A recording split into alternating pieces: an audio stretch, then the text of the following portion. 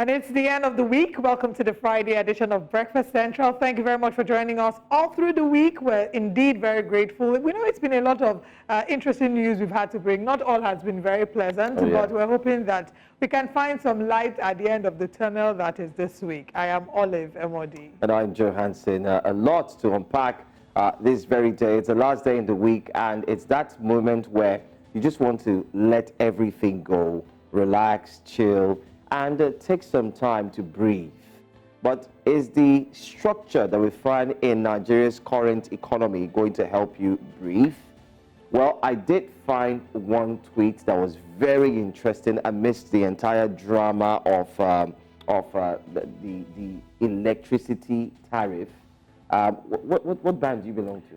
So you see that question that asked me? If you ask me, now who I could really ask? Because I don't know what band I'm, maybe band E, I think. E. Oh, your power is just 1 hour per day. Okay. No, that's like band E is 4 hours. Oh, 4 hours. So, okay, maybe the one, maybe band D.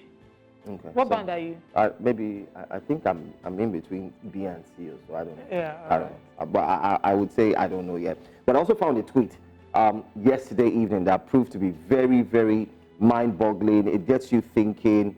And it got me asking the same question we had asked a few months ago, that where is, anyway, take a look at that tweet. We're going to put that tweet up. It's by a former senator, of course, Senator Shehu Sani. It says, "Our ways are weird." That's Nigeria. A country that has Allen Oyema is the same country that was begging the Ethiopian Airlines to manage its national carrier. Can you beat that? No, I can't. A country that has Allen Oyema is the same that was begging Ethiopian Airlines. Remember the show of shame, Nigeria, the charade and all that. Sad. Well, I mean, again, leads me to the question I asked when I was doing Which Way Nigeria on Wednesday. Where is Hadi Sirika? What's the explanation for Nigeria Air? It just feels like everything has gone into thin air, and we no longer can follow up with that. It's also a reminder to us that we have the potential to do more and to be more. Yeah. But of course, there are people who try to exploit that. Nigeria is a country of immense potential, so much. But all of this is, and I'm really proud of what Allen Oyema is doing. He's proving to the government that it's possible, right?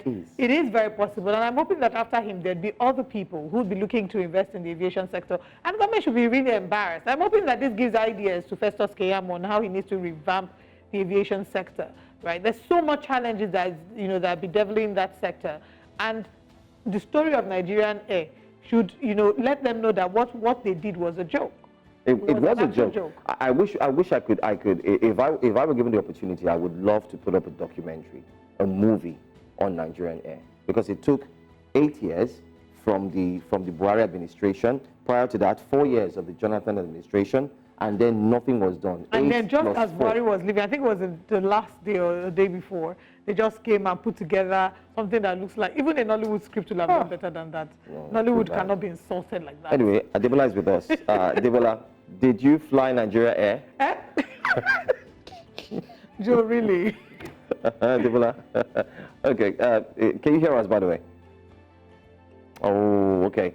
A little technical issue there, but hopefully we'll get to fix it pretty soon. We'd like to hear your side of Nigeria Air. That's Adebola Diduba. She'll be taking the breakfast headlines in a bit. Well, good thing is she'll not be taking the breakfast headlines from Nigeria Air. She's doing it right here in our studios. But let's call it a sub this morning on a Friday. Yes, we are. We're taking it. We're giving it as well, because it's quite sad how one airline from an individual, a private company, could fly from Nigeria, could do pan-Nigeria, and then fly from outside Nigeria to London. Guess what? I checked the flights. Out of curiosity, I decided to look at the flights and see what the flights were saying. And I was blown away. I'm just waiting for my visa to come out so I can quickly buy tickets. Because I saw 616,000 to London. You know what someone And that's economy. Do you know how we can comfortably fly? Okay, business class is 1.5. Business class was 1.3. No, the one I saw was 1.5. Whereas we were flying on other airlines, economy was about 1.8. And now, in some cases, over 2 million. I just hope Nigerians don't overdo it.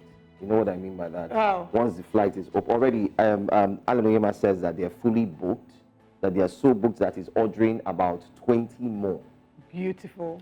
Now, aside that, he said they are so booked that they have to now extend up until September. But forget. I love it so much. Forget. Congratulations to Alan Onyema, congratulations to Nigerians, and we look forward to seeing more of this good news. Adebola Adeduba will bring us breakfast headlines. Can you hear us now? Hello and welcome to Breakfast Headlines here on News Central TV. I am Adebola Adeduba.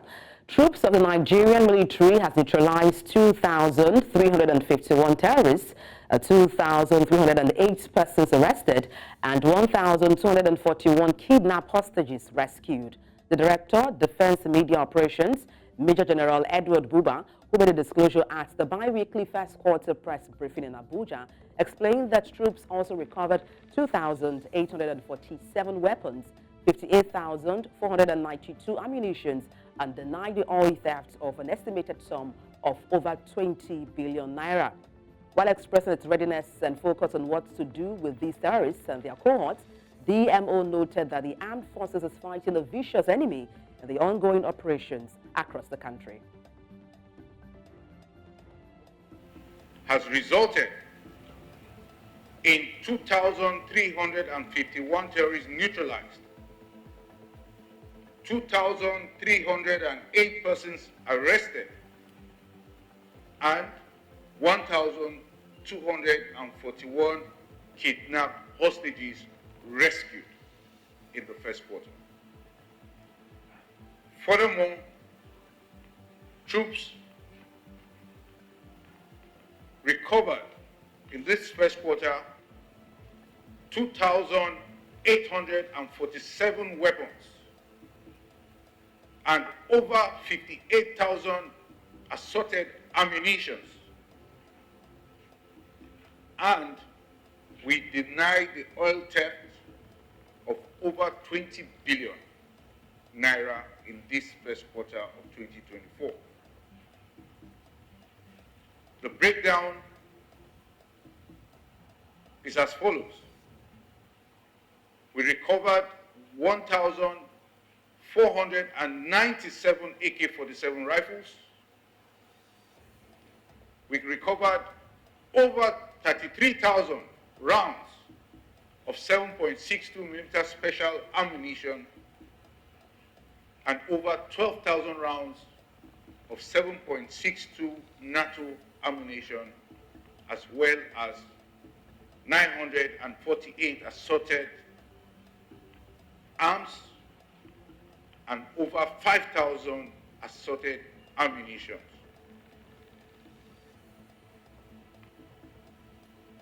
Other achievements within this first quarter includes the recovery of over 21,000 liters of stolen crude oil, over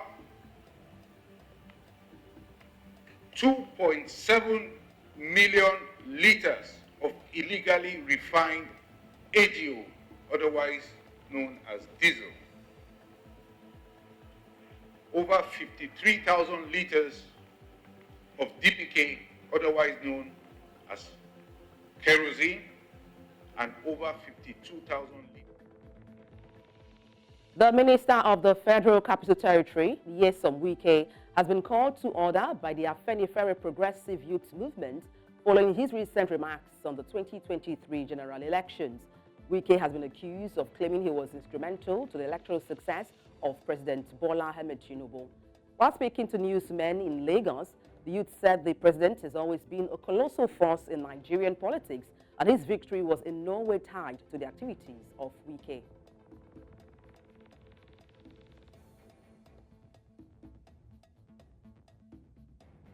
The Inspector General of Police, Olukayode Egbetokun, has promised that the International Criminal Police Organization will soon rearrest Nadem and Jawala, the Binance Regional Africa manager who escaped from custody in Nigeria.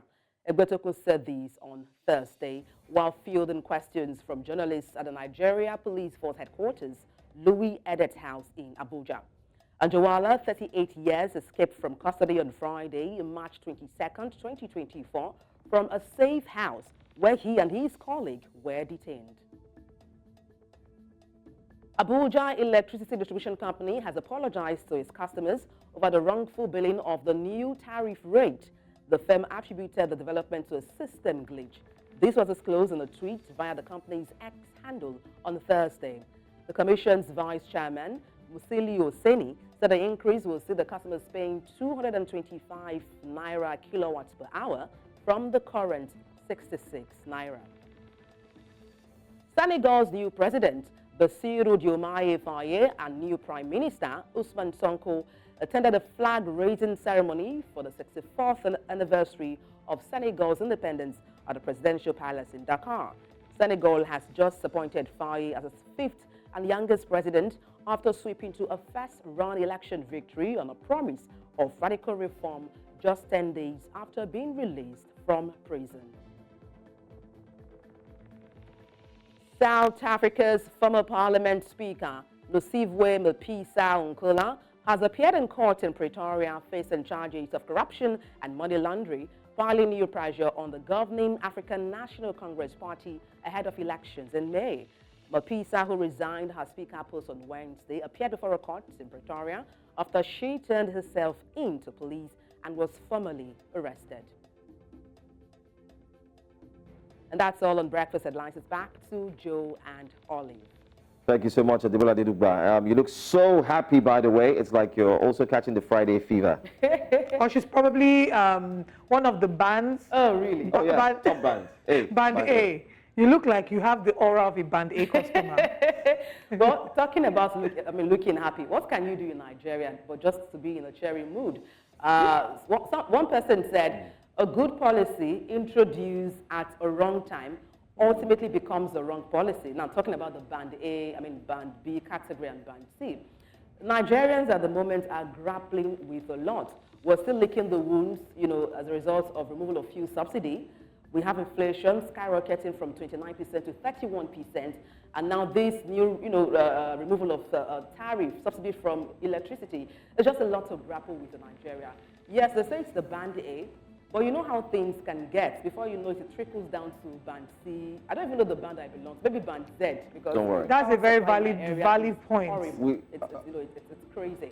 Yeah. I just feel there's a lot of power lifting all at the same time by the present administration. A lot is going on at the same time too soon. I'll talk about the price of gas, the sky high at the moment, prices of goods and services. Now we have removal of subsidy from electricity. It's a lot to grapple with for the average Nigerian, if you ask me. I agree. But let me also tell you that Phil, sad story as it may sound, guess what? And nobody's saying anything. I don't know if you're aware, I don't know if Nigerians are aware, but Nigerians can attest to the fact that the filling stations are not selling. Yeah, so queues have started to reemerge. And no, some stations are not even selling at all. I got for 6.45 yesterday. Whoa! Yeah, 6.45. And as soon as I drove out, I found out that I was fortunate to have gotten for 6.45. Some other places were selling for 6.50, and the black market boys are back. Aside that, I did say this yesterday, I went to the bank as well. They told me again, no cash. Yes, that what you can get is 10,000 naira from the counter. I said, oh, we are back to this again. The problem is, I just want to use this medium to call on the SA to the president. I'm talking about Ajuri Ngelale. I'm talking about the rest of them. This is where you put out a press release on what seemingly is happening within the society, not just here. I also heard in Abuja, it's saying some fuel stations are not selling. So I agree with you. We're battling with a lot, and then we now have the electricity tariff. Guess the new tariff that will be coming pretty soon. Well, I wouldn't say it here until it happens, and then obviously. Please don't even think about it. I don't know how much more tariff increase or hikes I can handle at this point. It's a very scary time right now. And yes, I do agree that some of these policies are not by themselves bad, but just bombarding Nigerians with all of them almost at the same time is what's uncomfortable. And I wonder what the hope of the common man is. They will say that this hike in electricity doesn't affect the common man, but the urban people and those who are affected by the electricity hike, some of them are running businesses, and they will factor in the cost into their businesses, right? There are parts on the mainland that have 20 hours. I went to one of my stylist stores yesterday, and they have as much as 20 hours light. So if they have as much as 20 hours light, of course, the cost of electricity is tripled according to NERC's approval. And that would then reflect in the prices of how much she will charge for her outfits. So whichever way, like they say in Nigeria, it could touch everybody.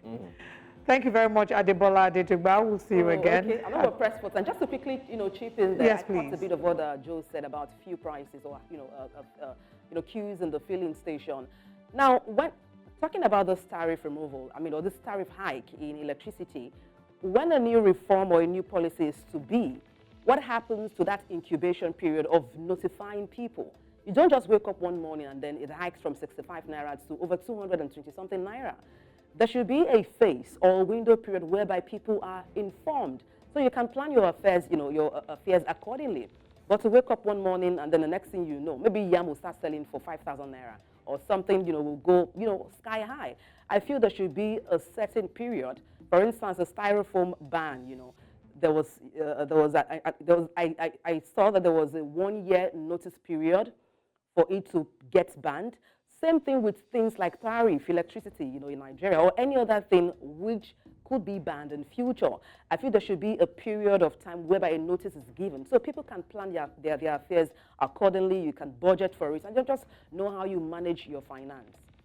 You can say that, but have you forgotten the Honorable Minister of Digital Economy and Communication, that's Honorable Malami, when the announcement was made that those who don't have NIN and those who don't have their link, what happened during the pandemic? You recall? The next day, we're just like we like the fire brigade approach. But then again, we get your point. Let's hope, let's wait, let's see, let's continue to hope. Thank you so much for joining us. Okay, see you at 9 a.m.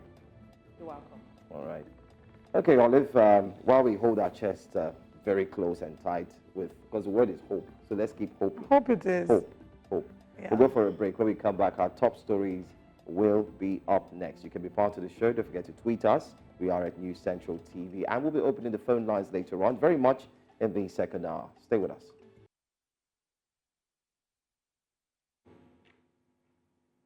Thanks for staying with us here on Breakfast Central. Nigeria's President Bola Ahmed Tinubu has tasked members of the 6th legislature of the ECOWAS Parliament to unite and face the challenges affecting the ECOWAS community headlong.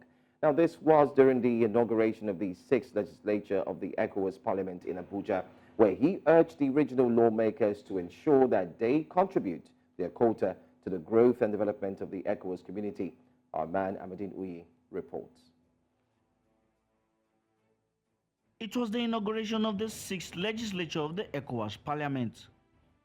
In attendance were new regional lawmakers, comprising the old returning members of the Parliament, representatives from the ECOWAS Commission, senior members of both Nigeria's executive and legislative arms of government, amongst others. The ECOWAS Parliament, since its formation, has contributed efficiently and effectively to the implementation of the objectives of the community in its unending quest to strengthen representative democracy across the region. Today's transition, therefore, provides fresh opportunity to renew that commitment and contribute further to a more prosperous future for the people of West Africa. This is a very significant moment for our organization as we witness the transition of leadership and the commencement of a new chapter in our journey towards regional integration. As we gather here, we are reminded of the noble ideas upon which this esteemed institution was founded to promote peace, stability, and socio-economic development across the diverse and vibrant West African sub-region. The president of the ECOWAS Commission reminded the regional lawmakers of the challenges facing the community as part of his message to the parliament. As we gather today, our region is faced with threats to peace and security, as well as poverty. As you all know, and as if that is not enough, our region is now faced with the risks of disintegration. Also, President Bola Tinubu, who was a special guest of honor at the occasion, urged parliamentarians to unite and face the challenges facing the ECOWAS community headlong. He challenged them to live up to the expectations of residents of the community. As we inaugurate the 6th legislature, it is evident that we face profound challenges in our region that demand our unified effort. At this critical junction, regional solidarity is imperative to strengthening our resiliency and effectiveness as a bloc, particularly against forces that aim to divide us. We must not allow this. We cannot afford to remain passive and ordinary spectators while our community faces the threat of disintegration. The 6th legislature is expected to serve a term of 4 years. President Tinubu also tasked the members to surpass the achievements of the outgoing 5th legislature. In Abuja for News Central, I am Amadin Uyi. A lot at stake there at the ECOWAS meeting, but that's a good one. Looking at the contributions that could be made, especially from different African countries, but one of the biggest conversations concerning Africa and the regional blocs has got to do with the fact that many have said ECOWAS, the African Union, and the likes are no longer effective as they should be. We've had these conversations, or we've talked about this many times before, especially how things have happened around the African society, community, or you could say, you could look at Guinea, you could also look at Mali, you could look at Burkina Faso, and we do recall the recent one, Niger Republic, where ECOWAS had indeed stripped them off and ensured that they were no longer part of the regional bloc, but later on they decided to do a turnaround. So a lot of persons are indeed wondering if ECOWAS is still as strong as it was, but these are conversations that we would have later on. But let's tell you very quickly in our next story that the Afenifere Progressive Youths Movement has cautioned the Minister of the Federal Capital Territory, Nyesom Wike, against tarnishing the reputation of President Bola Tinubu. Now, this came as a result of Wike's recent remarks on the 2023 general election. According to Abe Emmanuel Kola, the coordinator of the group, Wike laid claims he was instrumental in the electoral victory of President Bola Ahmed Tinubu. Take note of that. Well, the group thereby advised Wike to focus on his job and tread cautiously in his public conduct and misleading narrative. It is not a needing secret that the FCT minister is a liability to this present administration, and it would be common sense if he turned a new leaf and channeled his energy towards serving our indefatigable president for magnanimity, saving him from political obscurity. The FCT minister cannot take credit for what he didn't give. It is tantamount to ingratitude that is uncharitable and will be resisted by the Afenifere Progressive Youth Movement. It is an aberration and, of course, a joke taken too far. It could be in the best interest of the FCT minister to desist from such enterprise and channel his energies to more productive ventures in serving our fatherland, Nigeria. Well, the FCT minister has said a lot in recent times, and it seems like the FCT minister cannot stay quiet for a quarter. It's either if he's not talking, he's holding a press release or a press conference. But in his defense. And so on and so forth. In his defense, he's been working, Joe. He's working on renovating schools. He's working on renovating roads. He's been working. And if we're being fair, a lot of the drama, I mean, I think it was last week I came out and said that I'm missing Nyesom Wike. Yeah.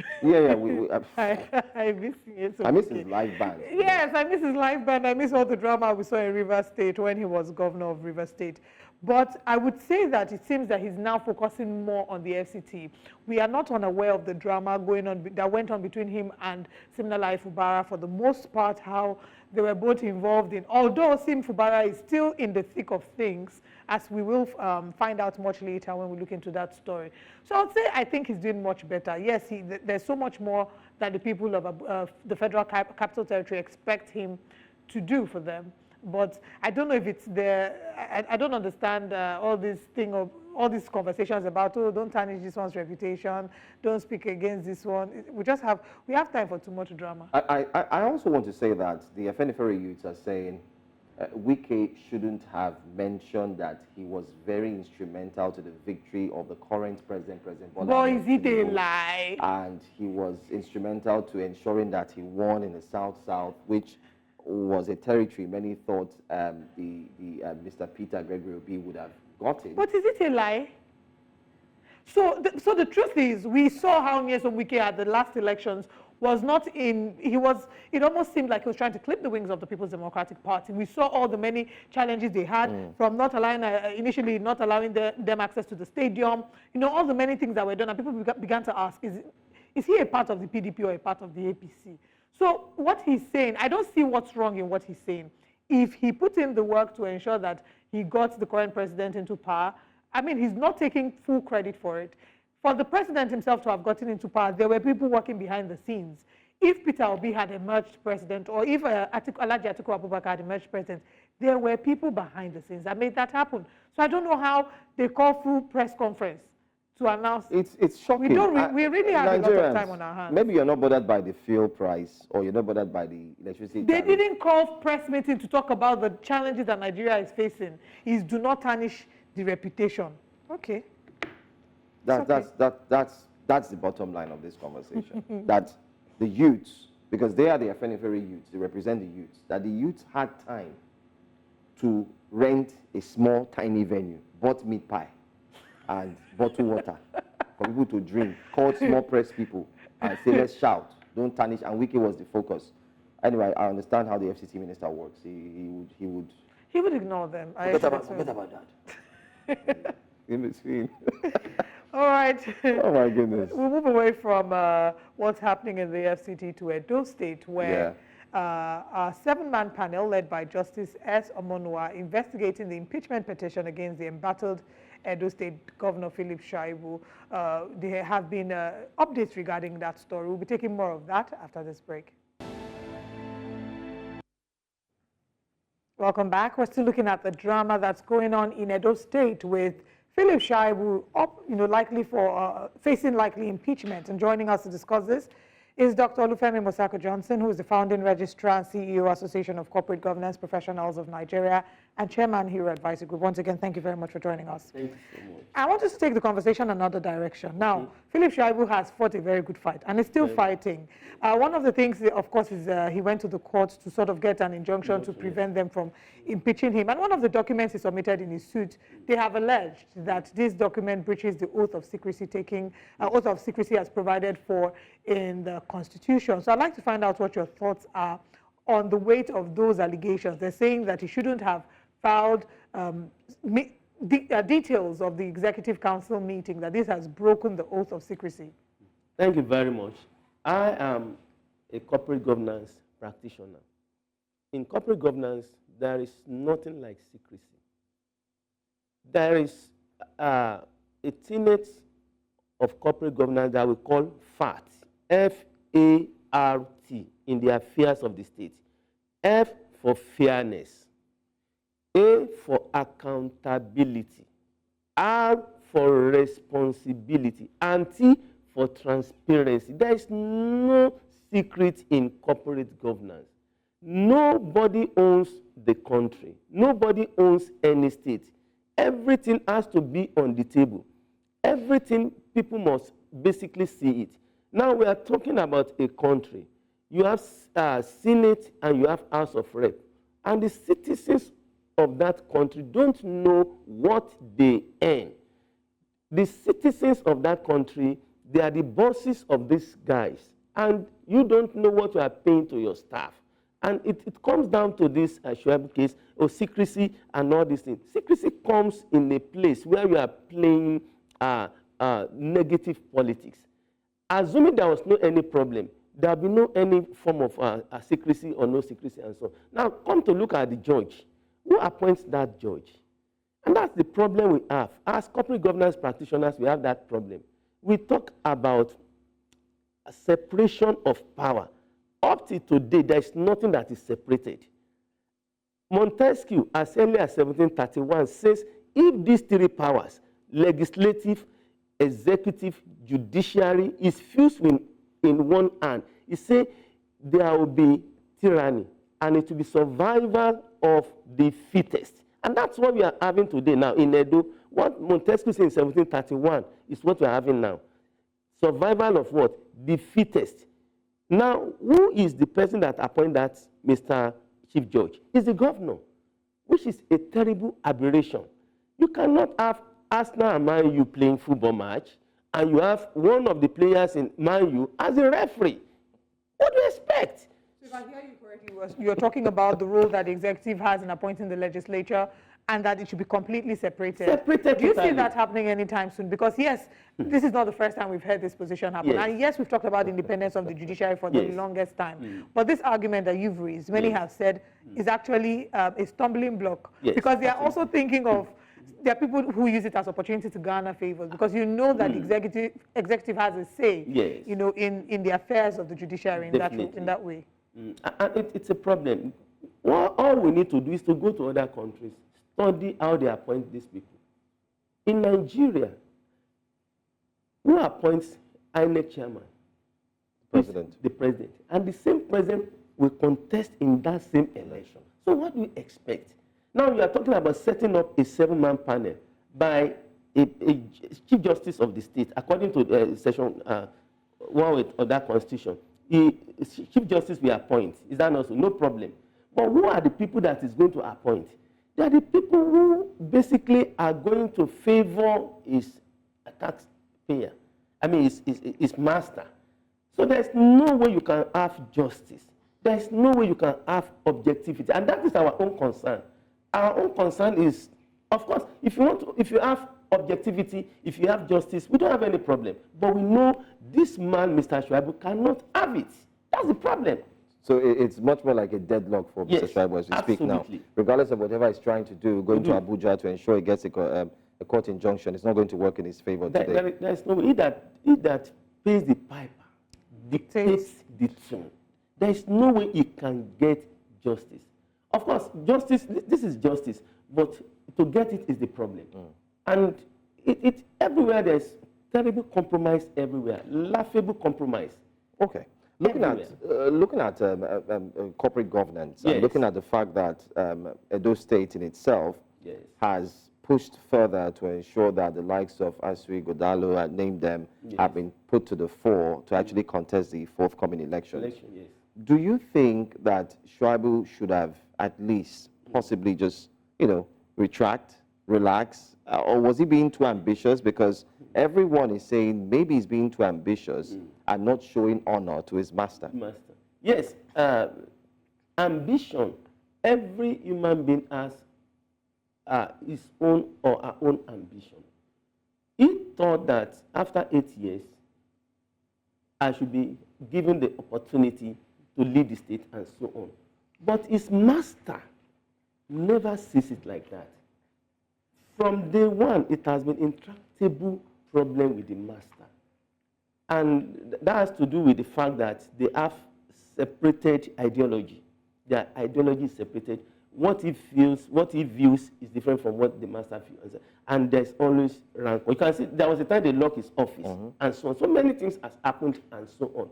But the problem that we are facing is the fact that when two elephants fight, it is the grass that we solve. It's the people of Edo State.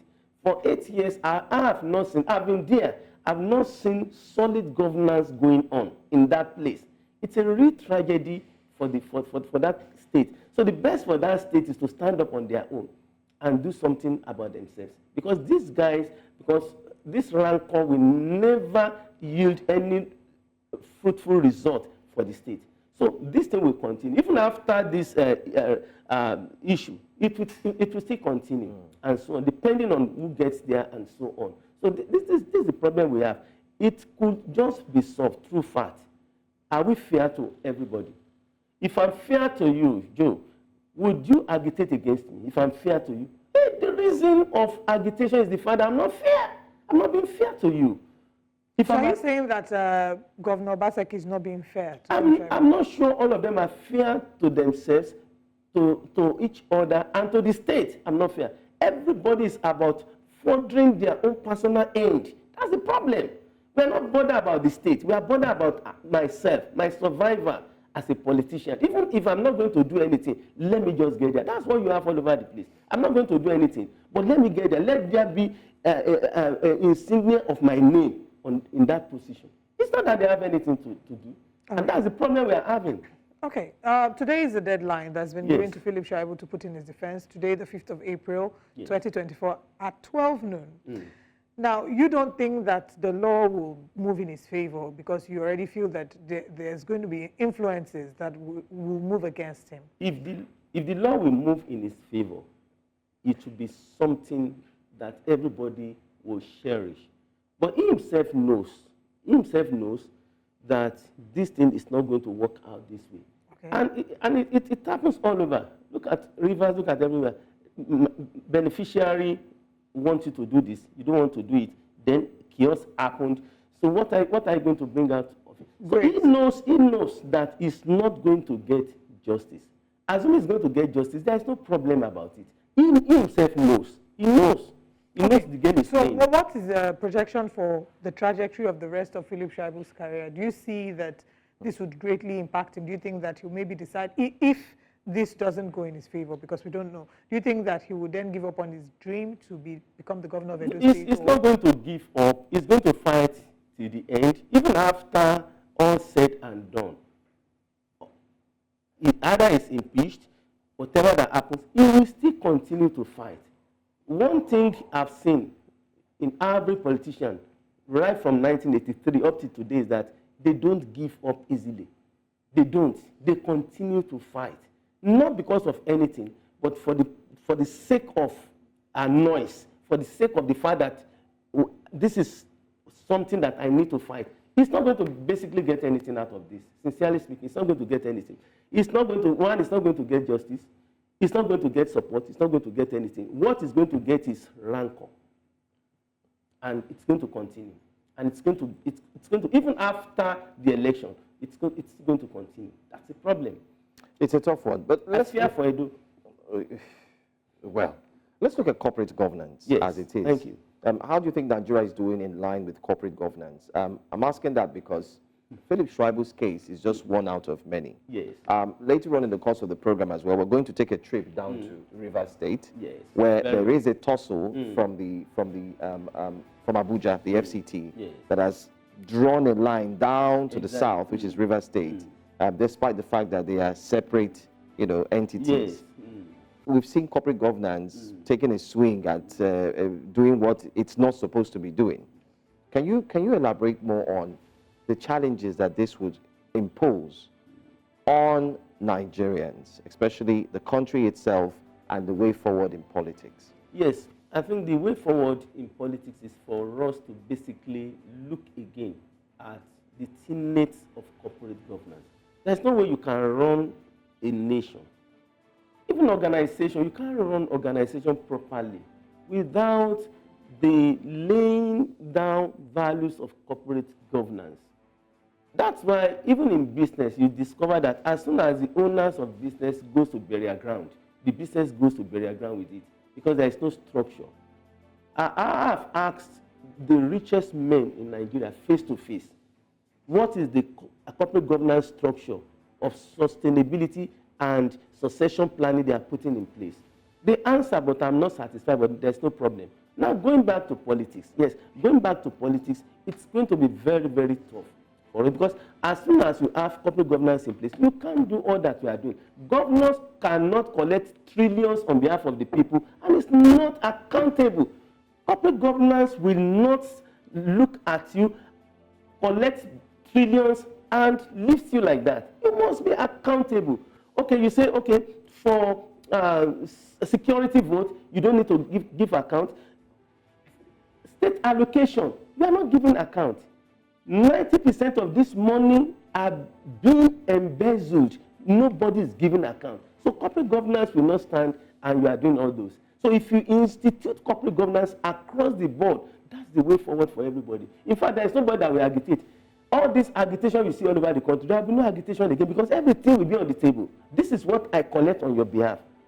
Now, Joe, if I have money, and that money is mine, is that not so? Do I need to give account to you? But if the money belongs to me and you, as a matter of compulsion and as a matter of necessity, have to give account. This is what I've spent, this is what remains, and this is what we are doing with the remaining money. Is that also? But what you have here is that everything is shrouded in secrecy. And in corporate governance, we talk about transparency. Everything is open. You don't have anything to hide, because the issue is that you are not the owner of that country. You are not the owner of that state. So make it open for everybody. We go to other countries and we ask them, your regional heads, your regional governors, when they collect FAC, the federal allocation, do they give account? They say, as a matter of compulsion, they give account. But in my country, nobody has ever given account. Since we started democracy, no governor has ever given account. Nothing is audited, and everybody collects money. In fact, they collect loan and they embezzle loan. I was in some states last year. I understood that loan was collected on behalf of that state, and if you get internally generated revenue and you steal it, no problem. But you are stealing loan. Tell me another tragedy that is more tragic than that. And these are some of the things that we are seeing. And this is what is playing out. Let me tell you, underground of all this is money game. Write it down. Underground of rivers, of Edo, of this is what? Money game. Write it down. Right. It's quite the conversation we've had this morning. Yes. Thank you very much for joining us, sir. Very well. We're just going to have to wait. In a few hours, time is what? Very 8 a.m. In the next 4 hours, we'll see what the decision is regarding Philip Shaibu. If he's going to show up, do you think he will show up for defense? Well, it depends on him. I'm not, because the issue is that it's not sure of what he's getting. So he hasn't gone to court to forestall his showing up. Exactly. And so on. So I'm not sure it's going to come. And the court in Abuja, as I joined the case on the 8th. Yeah. So this is happening on the 5th. Absolutely. So we'll just have to wait and see. In the next 4 hours, I'm sure we'll have some clarity regarding that. Thank you very much for joining us, sir. Thank you so much. And thanks for staying with us here on Breakfast Central. Now, you can be part of this segment of the show.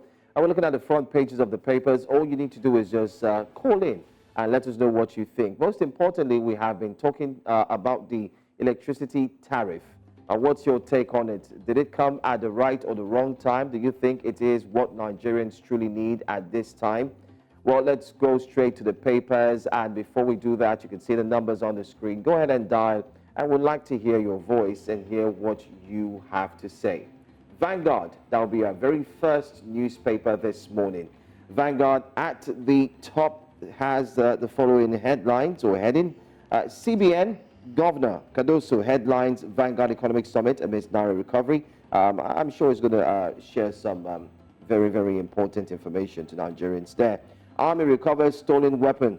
So the Okwama killings, the Army has finally recovered the stolen weapons. Remember, the weapons were stolen before this, while the soldiers were equally killed, and there were calls for the weapons to be returned. Tinubu to Nigerians will bring inflation down. When? Yeah, Tinubu is promising all Nigerians. Page 9 has that story. Okay. Tariff hike. NERC disagrees with discos over coverage areas.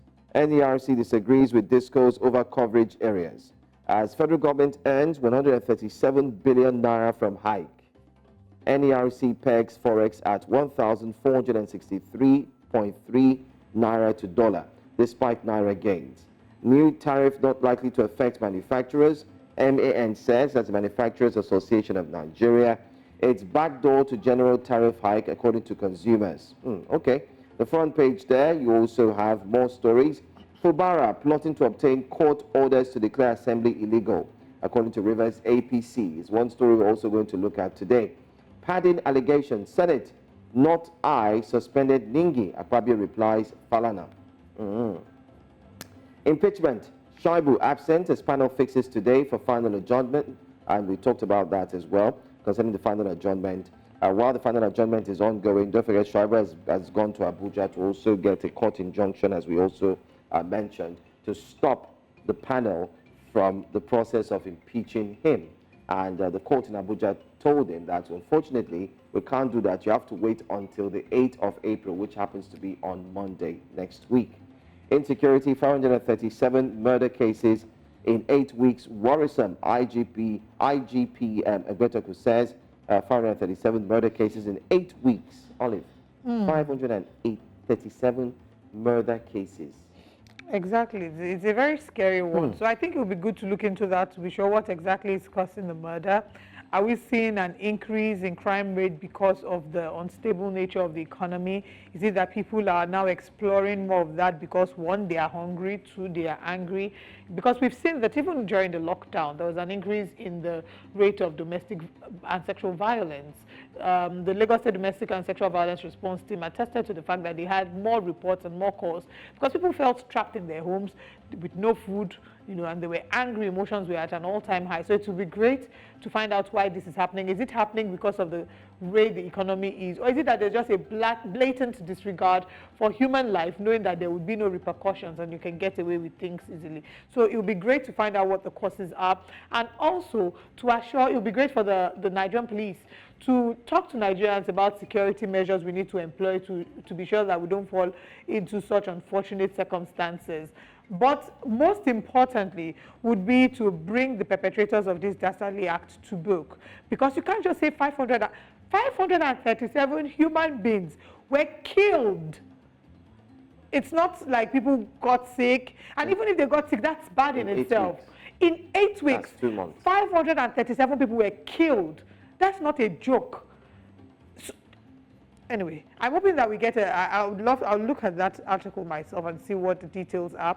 But I'm hoping we can get a clearer picture as to what exactly the true position is. But just to notify people that this is a point where we should try to be more security conscious. If not necessary, do not share please, as much as you can, do not share your location in real time. I also saw a video on social media about a man who, his job is to investigate hotels, or so if you traveled and you posted, oh, I'm on holiday, and you don't mention where you're traveling to, he will dig until he finds out where you are, what hotel you're staying. So this is just by even making a video of where you are without mentioning where you are, you're already endangering yourself. Yeah, so I think that we need to be more security conscious. And the simple steps are just that, do I need to state it here? Nah, I don't want to give you ideas so you don't go try it. It's just simple. I mean, cut the picture out, put it on you're already giving them expo. Anyway, just have to be careful, by the way. Let's take one last story from here. Olive, it feels really good for a lot of persons who are immigrants now. Yeah, in the United Kingdom. United Kingdom has increased minimum wage of immigrants by 48%. Yet, Nigeria cannot increase the minimum wage. It's not just that Nigeria cannot increase. Even if Nigeria increases it to what the Nigeria Labour Congress is asking for, can Nigeria afford to pay for it now?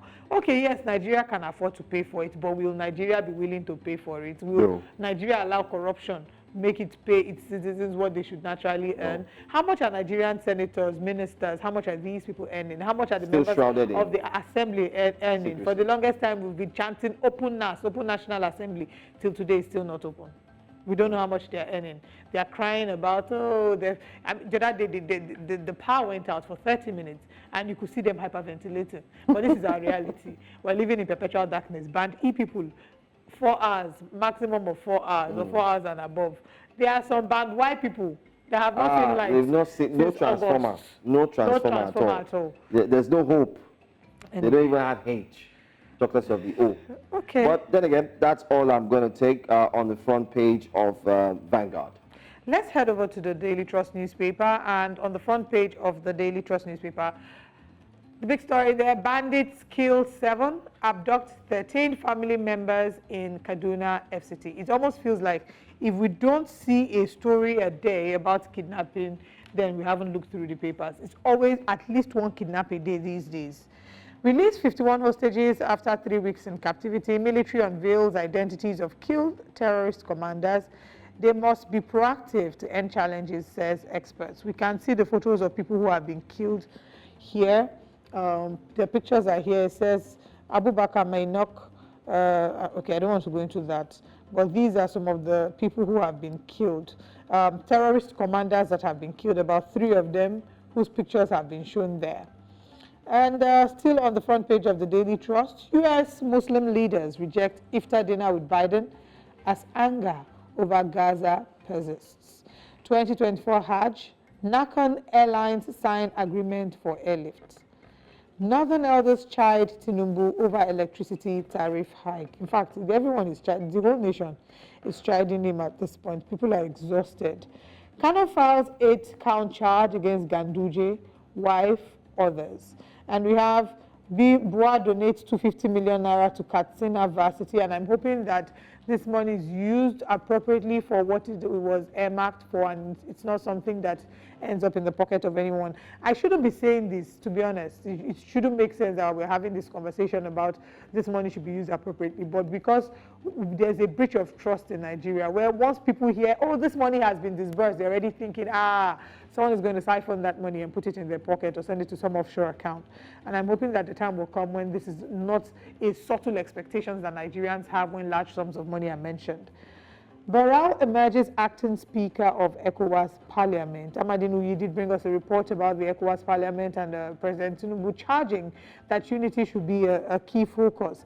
Final story, police escort dies on board Kaduna Abuja train. Oh, that's a sad one.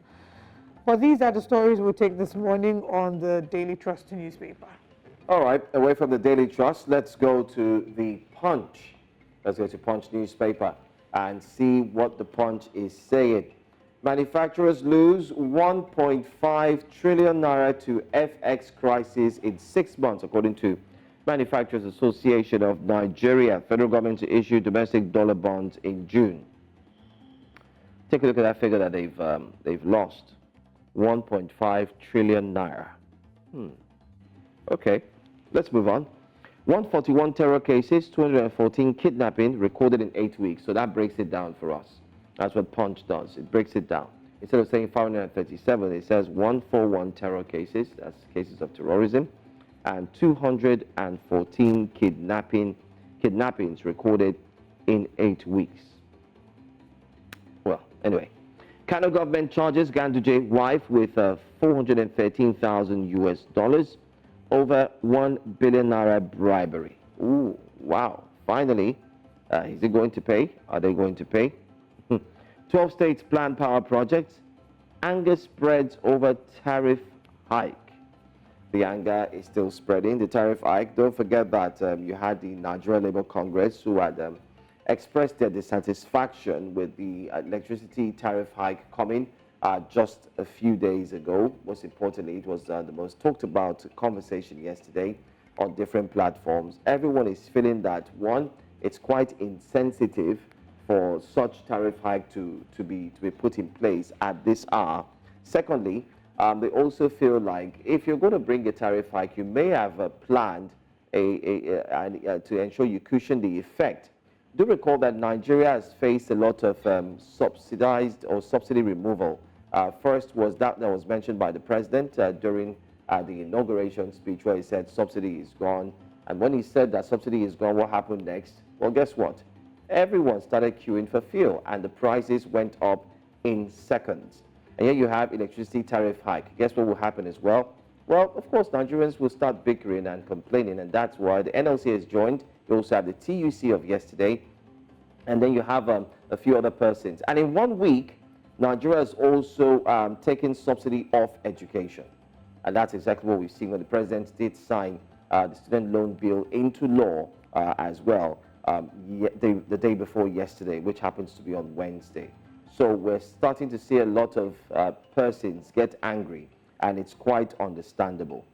States Domesticate Electricity Act seek NERC, that's NEC approval, to float regulatory bodies, commercialize power. Yes, we do understand that's another angle that would indeed see this entire electricity tariff hike go. Well, Kano says power company 90% completed. Lagos, Nasarawa, Kebbi confirmed talks with private sector partners. You know, there was a devolution of power being given to states to generate their own electricity. And that was signed into law by the outgoing president, President Muhammadu Buhari, last year. And many have said that that's one of the good things that came out from the Buhari administration, ensuring that states can now generate their own power. It was never like that before. There was also another one which saw states being able to to build their own train stations as well. That was given to them in terms of transportation.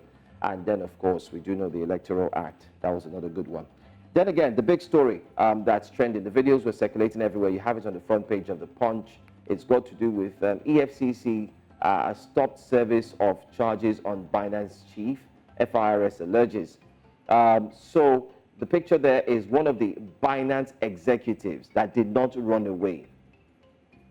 He was charged to court yesterday, okay? And you have the pictures there. EFCC stopped service of charges on Binance chief, FIRS alleges. We did hear that there were no charges that took place. We saw the court was half full yesterday, if you recall. I'm sure you've seen the images on our news bulletins. And then many were expecting what he will be charged with, but nothing actually came by. Anyway, Gani Adams ready for Igboho's 500 million naira legal battle, according to aid. That's a different story. Igboho did come back to Nigeria.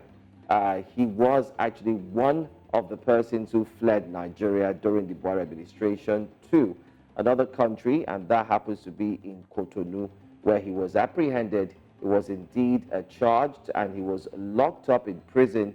And then again, he was trying to get his way out of the country using the route of Cotonou to go to Germany, but he did not succeed. So he was kept there up until the end of Buhari's administration before he made a return. Guess what? He came back, and many thought he would have learned his lessons, but he did galvanize his entire team and said he was trying to stop insecurity in the land, especially in the Edo State or the southwestern part, where you do have a Moteko that has been set up. And while he did that, one other thing became conspicuous, and that was the fact that he also went ahead to canvass for Nnamdi Kanu to be released.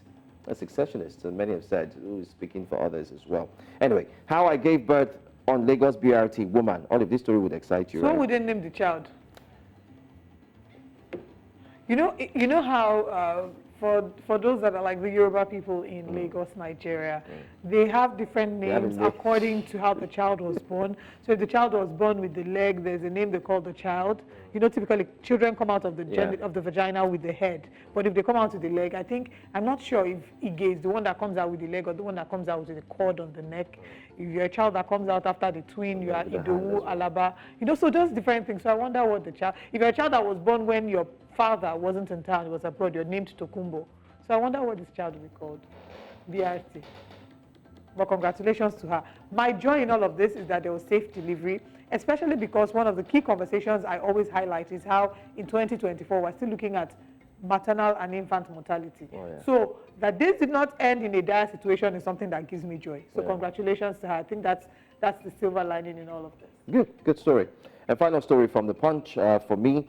Debt servicing gobs Ondo, Oshun, 2 others allocations. Oh, really?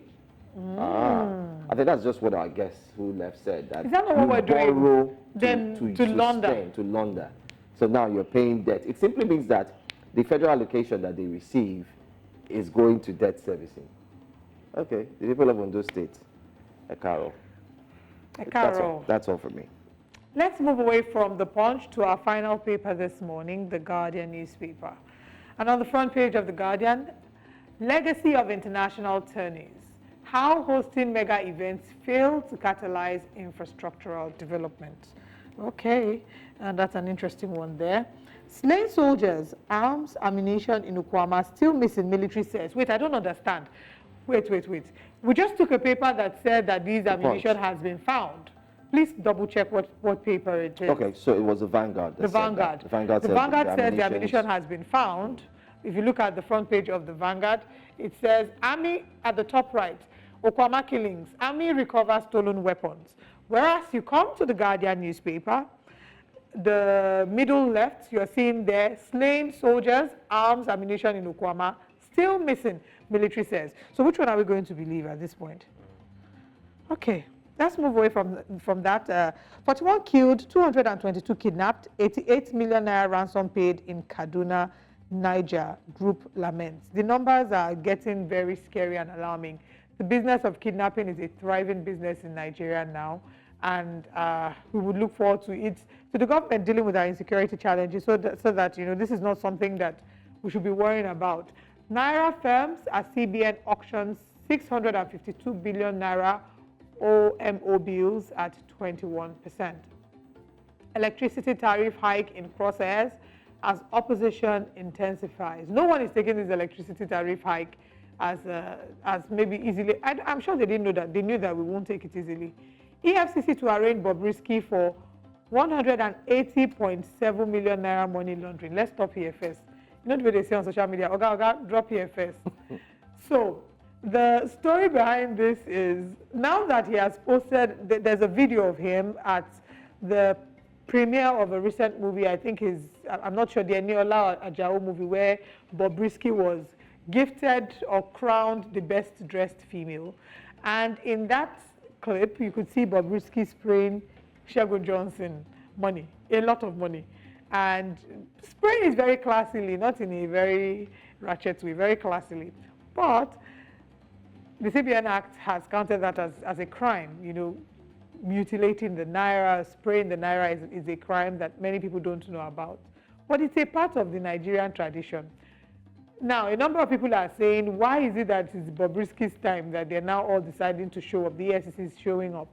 What are all the other people? Videos have started to emerge of people spraying wands of currency, throwing them on the stages, at parties, throwing them at people, and asking that the EFCC goes after these people as well.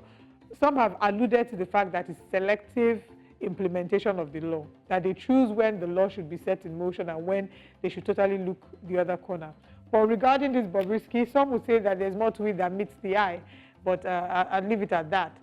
Tinubu tasks ECOWAS Parliament on unity, backs direct election. Police ignore court's order on remand of Lagos businessman. Navy arrests 14 oil thieves and seizes over 210, I can't see that very clearly, but yeah, all right, exactly, they've seized over 210 MT of crude, according to what's been written here. So yes, there's been a lot of arrests happening. We always talk about the oil theft. Oil theft is something that has plagued our nation. Vandalism is something that has plagued our nation. Oil vandalism, oil bunkering. But one thing that has been said several times is that the government has a strong idea, the people who are involved in this. There's no way that people come from outside and enter into our waters, and our Navy is not aware of how they enter into these waters, take our oil and exit the waters. It's almost impossible to believe that they're not very much aware about what's going on. But yes, well done to them on arresting the 14 oil thieves. We're hoping that more thieves will be arrested and that they'll be upfront with Nigerians. List these people. There are cabals that are involved in these things from a number of these allegations. These people that are stealing the oil, the same way with Boko Haram and terrorists and bandits, it's not necessarily the people carrying the gun and doing the kidnapping that are the ones that are in charge. There are bigger names, there are cabals, there are cartels that are usually behind these people, funding them and being able to empower them to do what they do. So go after these people, you know them, list them and go after them. And because what we're doing by saying, oh, we're arresting 2 here, arresting 3 here, is we are treating a symptom. But we're not treating the core cause, we're not going to the root. When you go to the hospital to see a doctor, the doctor runs a full triage on you. They're checking your blood pressure, they're checking everything. They're asking questions to find out your medical history, to get to what the root of the problem is. Because if they give you painkillers for paracetamol, tomorrow the headache will come back because they haven't gotten to the root of what is causing that, which is what I'm hoping that the government does. Final story this morning on the front page of the Guardian newspaper. Mo Abudu joins International Emmy Board, vows to champion African stories. I would say that's not just a win for her, it's a win for Nigerian filmmaking industry, it's a win for women, it's a win for Nigerians. So congratulations to Mo Abudu for being a part of the International Emmys Board. Still strikes me that Nigerian movie industry still claims not to have a structure. And yes, they don't have a structure. They don't? They don't have a structure. Okay. Same with the music industry, no structure. What we see is the structures that are being put by individuals. But then again, that's a different conversation for another time. That's all we'll take on the front pages of the papers. We want to say thank you so much for staying with us. I mean, if you tried calling in and you couldn't connect us, sincere apologies as well. But then again, we'll look at the big story that's coming up next. It's got to do with a certain former governor who is used to speaking to his people and having of course, his team behind him. I miss his music. Playing his I songs miss it. while he speaks at every speech, and then they drop a hint or drops of lyrics. I have two favorites. Please go ahead.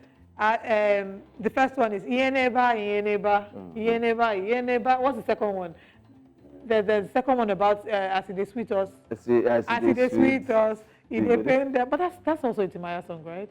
No, Timaya actually stole that Oh, song. Timaya stole it from... Yes. Oh, my God. I hope Timaya is paying copyright. They've called him out, though. They called him out. They said Timaya... And he took another one. They have another one that's out.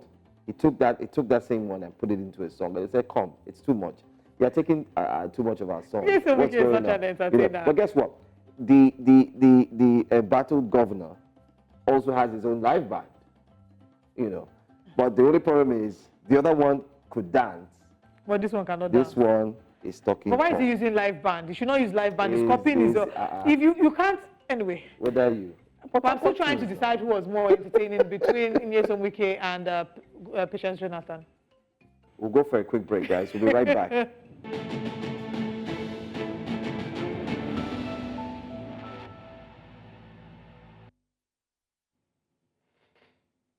We now head, we now head to the southern part of Nigeria, where the leader and caretaker committee chairman of the APC in the state, Chief Tony Okocha, in a press briefing in Port Harcourt yesterday says that it has uncovered plots by the embattled Governor Siminalayi Fubara to procure several interim court orders that will sack the 27 Pro-Wike lawmakers at the Rivers State House of Assembly and also halt the implementation of certain laws the House members vetoed him on. Well, during the press briefing in Port Harcourt on Thursday, he accused the governor of getting the orders from judges in the state, adding that the strategic plots would be hatched within the week. The leader and caretaker committee chairman of the APC said that the identities of the accused judges will be made known.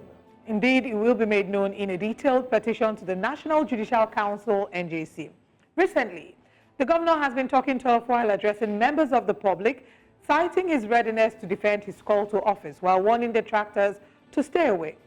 Joining us this morning is Honorable Tambari Sidney Barag, Rivers PDP Publicity Secretary, Port Harcourt. Good morning, and thank you very much for joining us.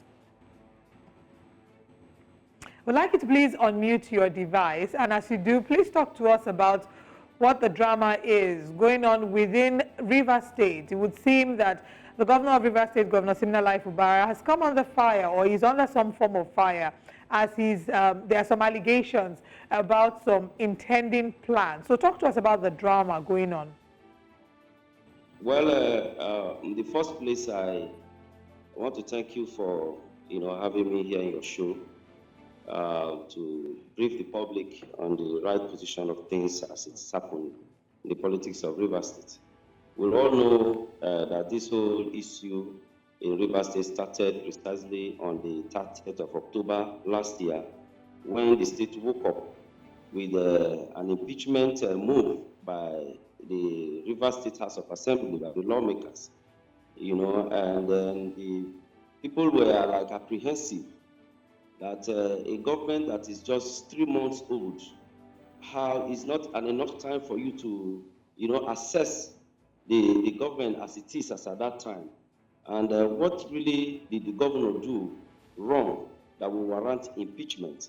I think that is where this whole story started. And while the party stepped in to see how we can mediate for peace, we were still talking when we equally had another surprise move by the 27 lawmakers, leaving PDP into APC, and that is where we are today.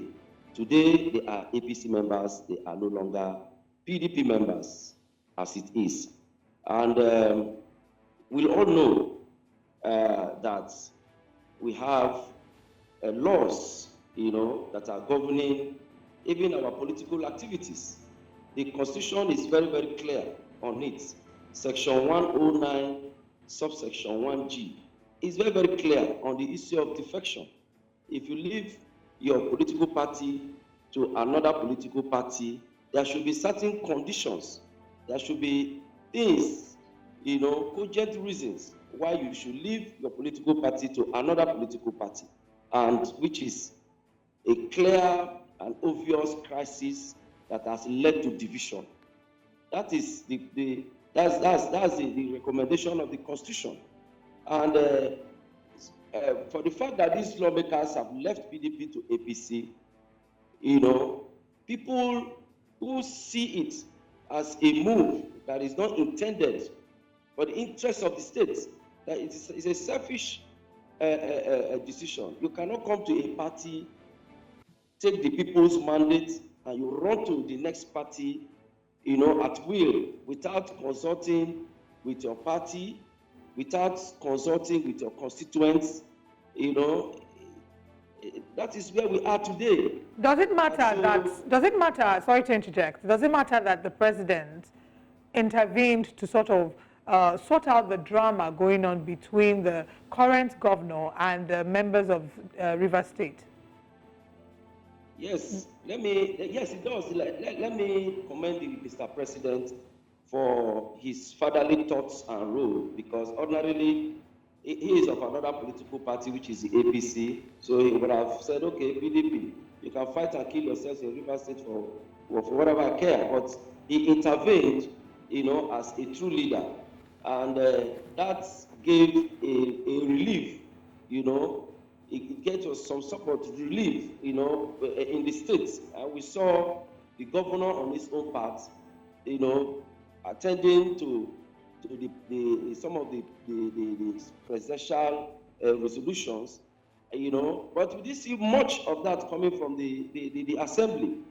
What we saw was an antagonistic, style of assembly. They never had done any laws. They are not willing to work with the governor. They are every day, you see all manner of, Draconian laws.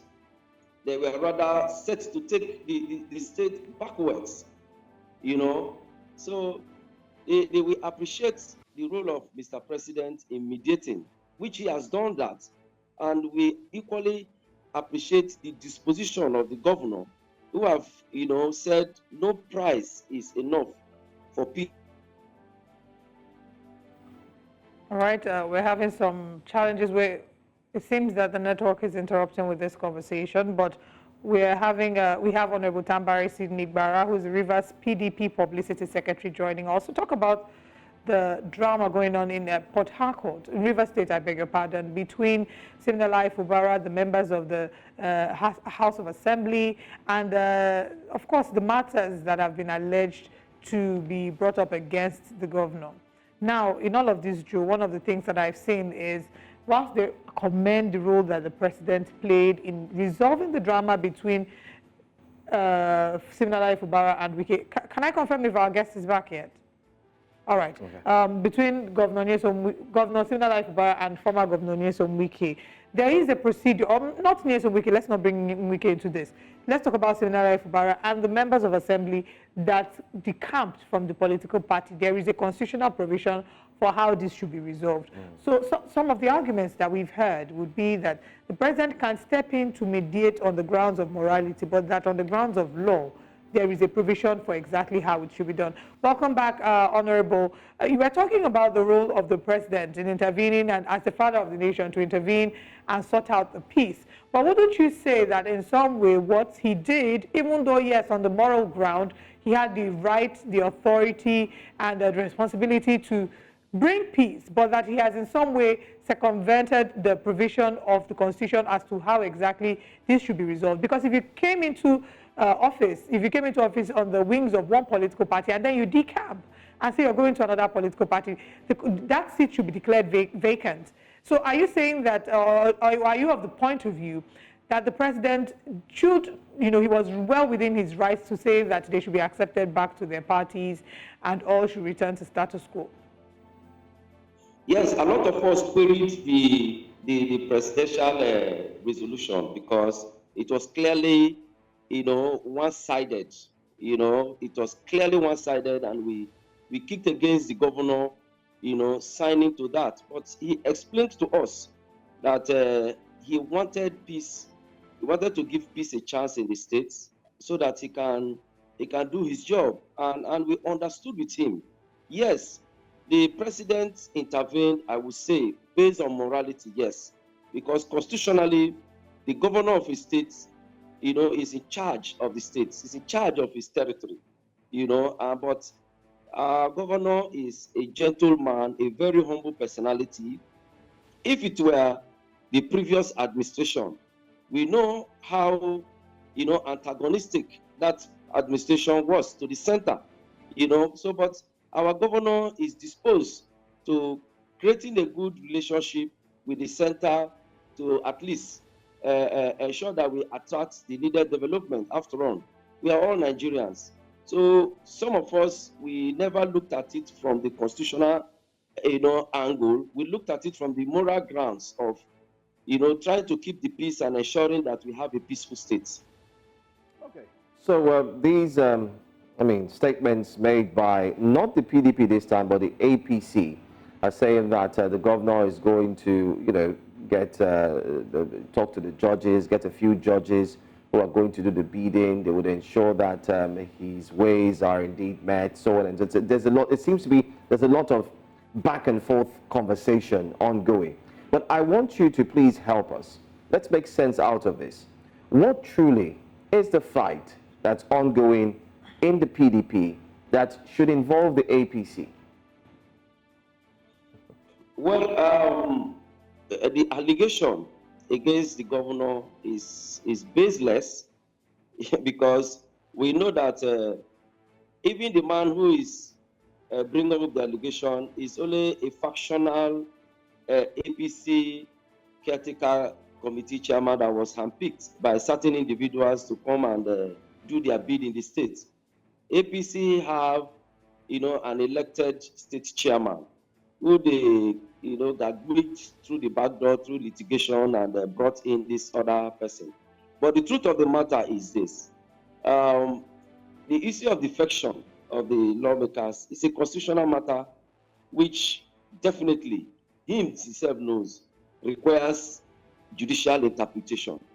And as it is today, lots of litigants, Rivers people, ranging from civil society groups, non-governmental organizations, voters, people from the various constituencies who are not happy for the fact that their mandate has been taken from them to another political party without seeking their consent, without no judicious reason, approach the court. The governor did not take anybody to court.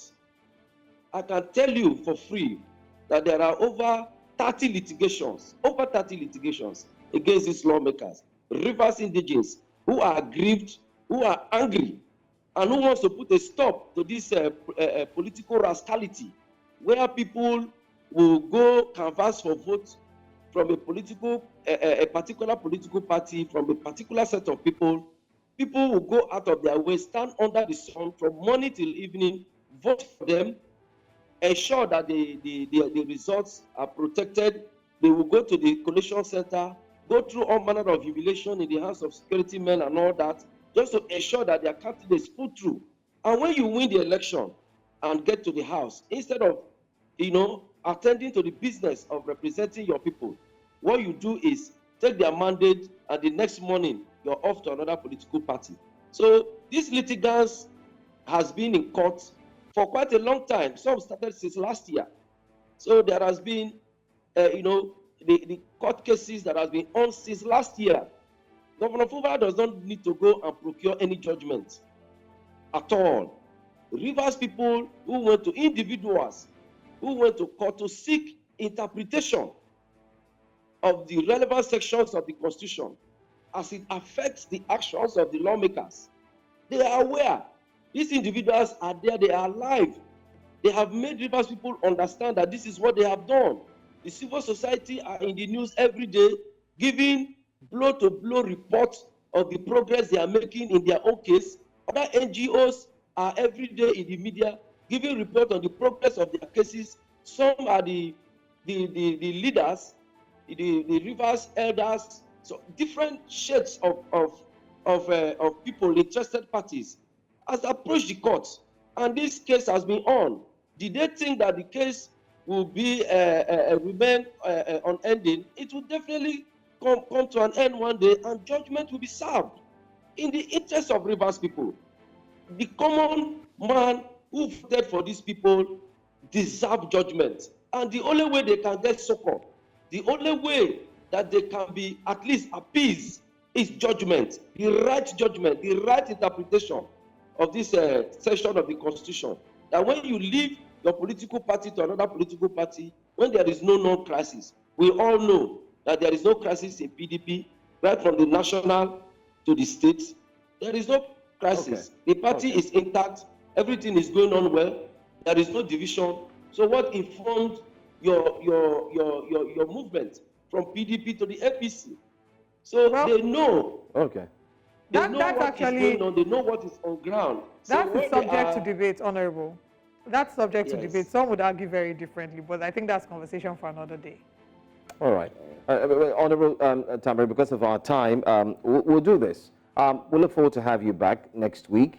Most importantly, seeing how things are indeed going in the state. And hopefully you'll be able to give us a clearer picture on the way forward, especially with the APC being involved and ensuring that they're pointing fingers as well. Because of our time, I want to say thank you so much for being here with us this morning. We appreciate it. Thank you very much. It's nice having you, and I'll be open. All right. Also have more time. All right. Thank you very much. Thank you. Okay, so what's next would be the question we always ask. From a 1983 to 85 hit song, Which Way Nigeria is indeed up next.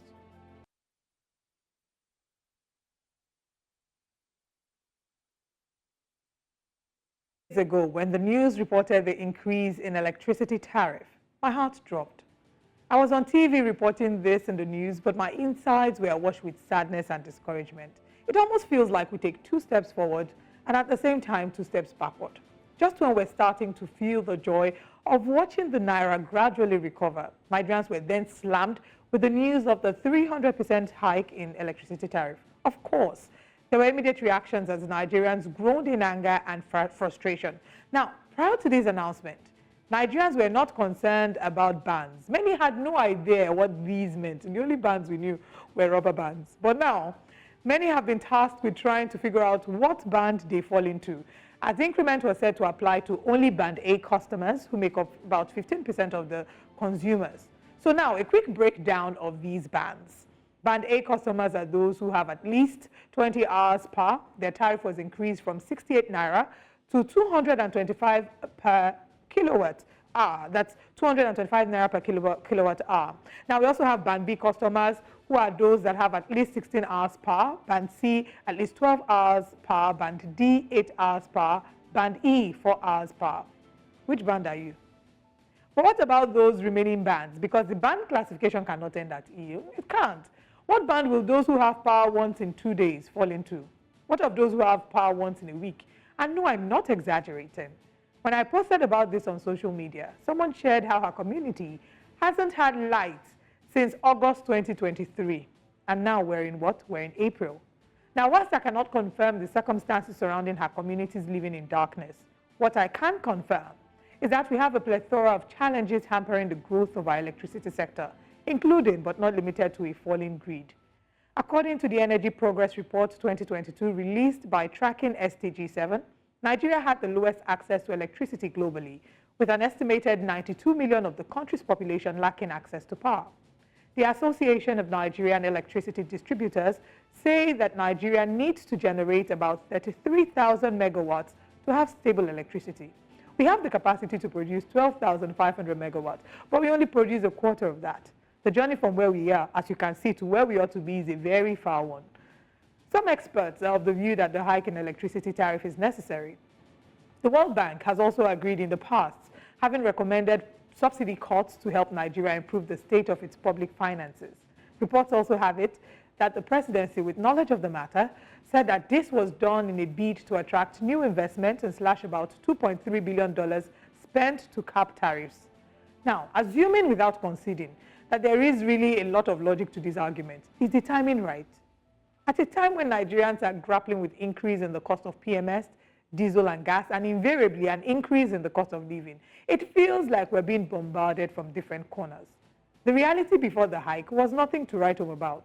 The poor electricity situation not only affected individuals and businesses, it affected several sectors such as transport and healthcare.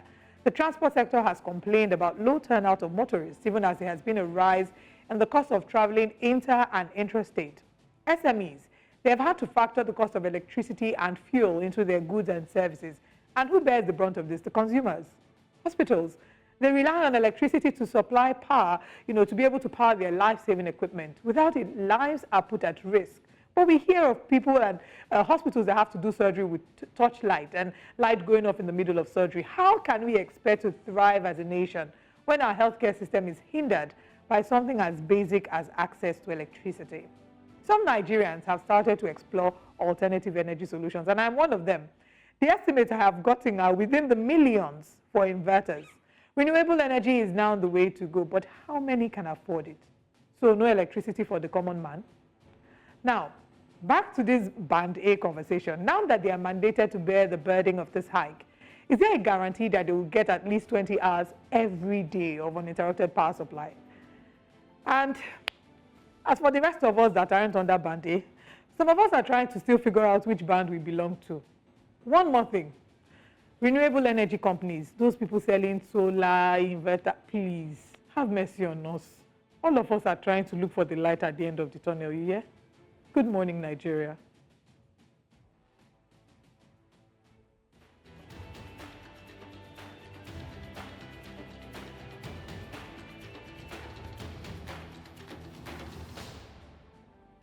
We'll be back again on Monday. Thank you for joining us. I am Olive Emodi. And I'm Joe Hanson.